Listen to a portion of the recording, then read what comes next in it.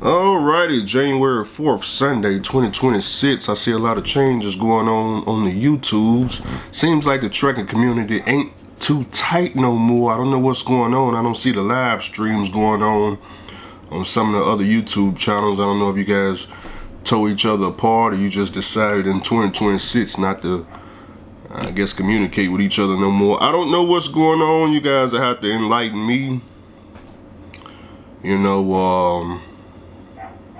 I know towards the end of the year, when we start talking about that GOAT word, whoo, boy, that GOAT word, oh my God, that done more destruction than saying any type of racial term or from anybody.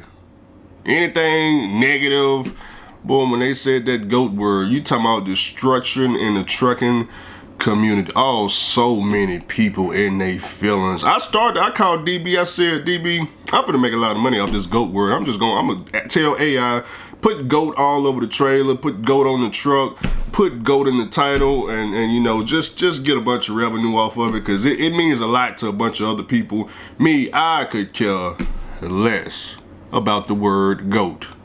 But it's got a lot of meaning in this trucking community. Everybody trying, I'm the GOAT, he's the GOAT, you're all GOATs. Well, since everybody want to be a GOAT, I need to figure out how to make money off this GOAT. Andrew the GOAT. I ain't never seen so much destruction in the trucking community. That's all it took, is just one word. One word tore the whole community up. Now don't nobody talk. Don't nobody talk to nobody no more. It's all over with. Just that quick. GOAT. That's all it took. One word. You say Mr. Charlie, at least Mr. Charlie still gonna come around. Everything. But GOATs, oh my God. GOAT, you ready? Now everybody, it's time to unalive people now. So yeah, I don't know who came up with that word, but I guess y'all got tired of that word. That was very offensive. Very, very, very offensive. But it's all good, man. That's just how trucking is. I told y'all, man, you get you a trucking company, you start dealing with other truck drivers, it's extremely difficult. Extremely difficult, okay? Not saying it can't be done. It just don't seem like something I would want to do no more. I'm glad I got to experience it, working with other truck drivers and things like that. But, would I do it again?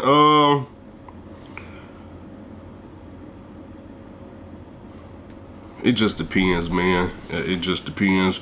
Maybe with some of the people in my old crew, but as far as adding people, new truck drivers on,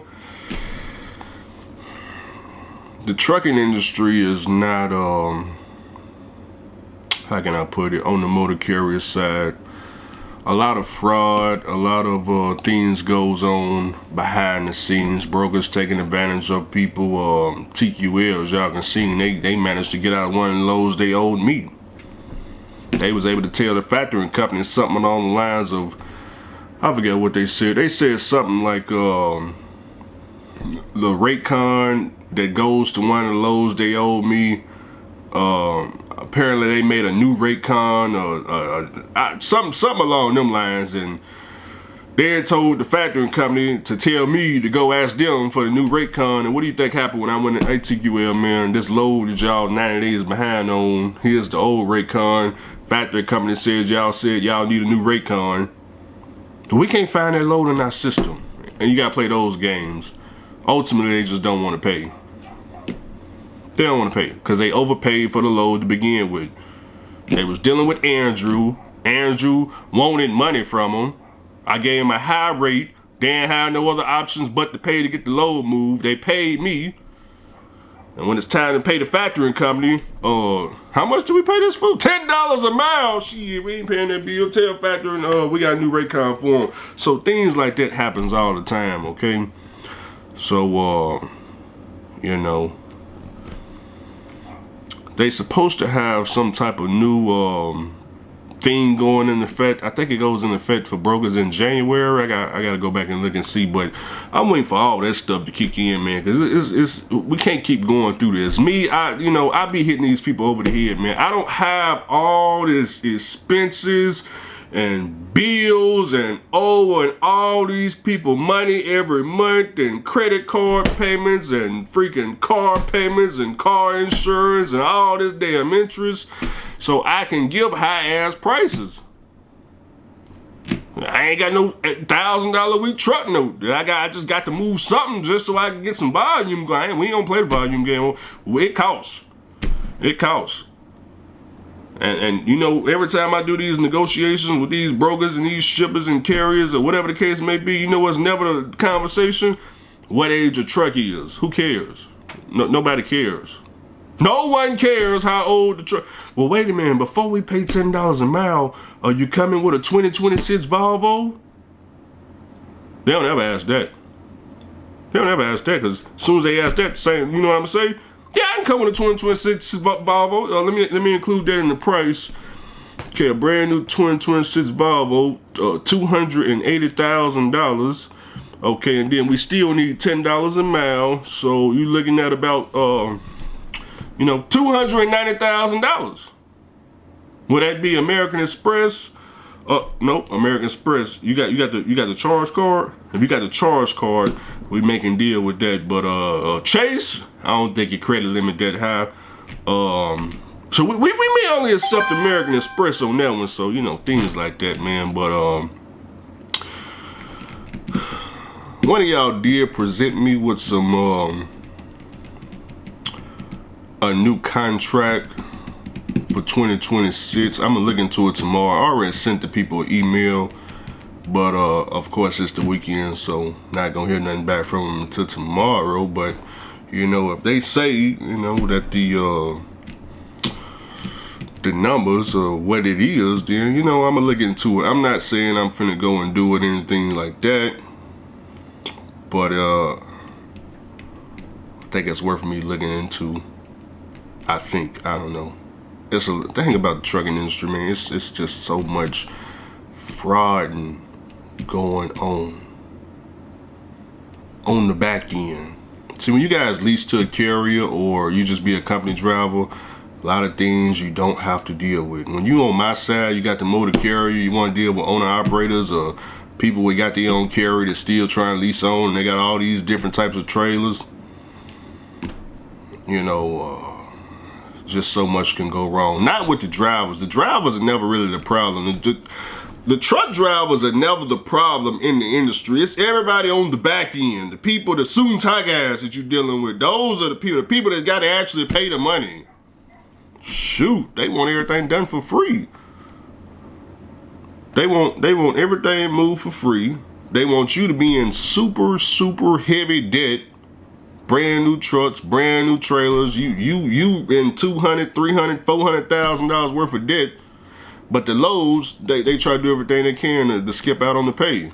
Whether they skip the factoring, or they don't pay your detention, or you're late, they try to take out $500 off, or they got something on a piece of paper talking about if you don't send them the signed BOL within 24 hours, they get the load for free.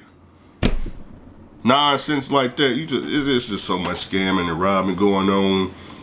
That's why this trucking business, I can't be in a lot of debt. I know people gonna be upset with me because I got a 97 truck or 2007 truck or whatever age truck it is. Hey Andrew, man, look, trying to tell you, man, them old trucks, you gotta get this brand new stuff. The freaking everybody want $200 an hour now, and ain't nobody they gonna start having age requirements to come to the diesel shop. Don't come in our shop unless it's brand new. And Andrew just ain't, it's like I don't be, they try to get me with the nonsense, but I'm just not good at it. I'm just not a good candidate. I'm not a good candidate, number one, because I don't like trucking like that no more, to be dumping all this money into it. Now, if it's for maintenance, that's fine. But you talking about put all this money on trucks and trade? I already got trucks.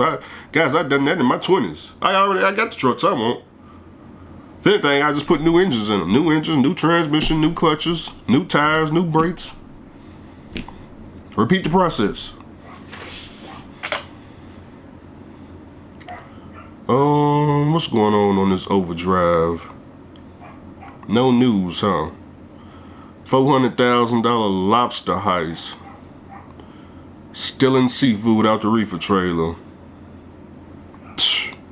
Who's paying the claim on that crap?